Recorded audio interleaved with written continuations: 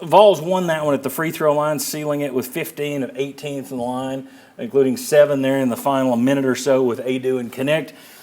You also had 15 points off turnovers to Texas 5. Right. So, I mean, if you're looking for a difference in the game, probably defense. Josh Ward, I'm going to start with you, and we'll do what we always do. We're going to talk about the biggest takeaways in this game.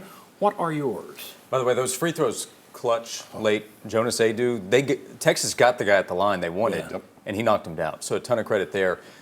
My biggest takeaway would be that Tennessee won a game that we've been asking for years. Can they win that kind of game, playing defense, rebounding the basketball, struggling to hit shots? I don't think any of us would have predicted 12% from 3, and you're advancing against a team with a good amount of talent in Texas, and they did it. And a guy like Josiah Jordan-James, who's had his ups and downs, he hits a couple shots late, he plays good defense, 9 rebounds. He gets a rebound on a jump ball where his strength is able to hold on to it when a couple of guys are going after it.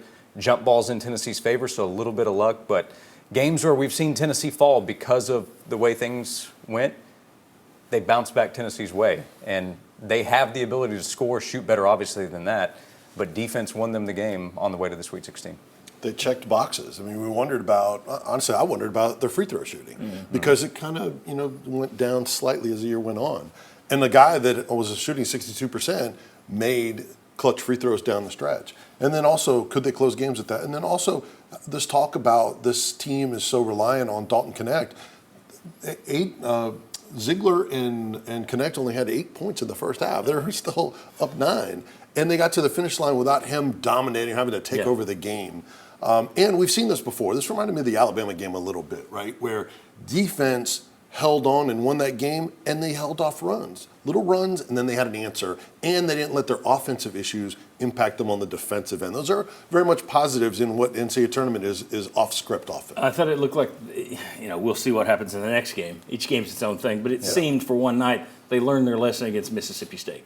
It's like their bad offense didn't kill the defense this time around. And it's the team we talked about earlier this season. For the November through February, we talked about a team that could beat you when it's hitting lights out, as it did against St. Peter's. We were talking about a team that when it needs Dalton Connect to carry them, he carries them. And it's a team that can win with defense. All right, we've been asking where's it gone. It kind of slipped at the end. I know we've talked about is their defense overrated? Is it falling apart? It came through last night. It did, and they survived the game that they always lose. Survive in advance, fit last night. Yes, and it was. But Barnes, when Tennessee goes home, you've been talking about this and showing stats about this a lot, John, over the last few weeks. When Tennessee goes home, it's usually something where they shoot 20% from beyond the arc. They shot 12% beyond the arc, and they survived this game. They had a 9-point lead. They blew the 9-point lead. Yet they still survived, and this time it didn't get them. So I look at this and say, a lot of good takeaways. I am concerned moving forward with as poorly as you've shot last 5 or 6 games, but you survived the thing that always knocks you out in the tournament.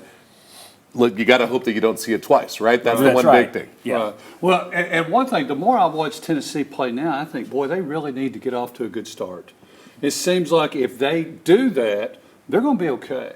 But if they're not, I don't feel near as good. And let's one name we need to mention, Tobe Awaka. Yeah. I mean, 4 of 5 from the field, 2 of 2.